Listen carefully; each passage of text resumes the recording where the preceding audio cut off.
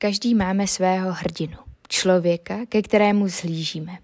Občas si říkáme, že bychom nejradši byli úplně stejní jako ten člověk.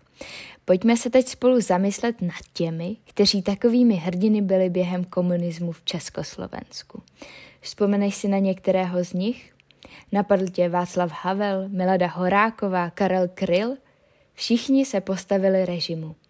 Vyjádřili svůj nesouhlas s tím, co komunisti v Československu dělali.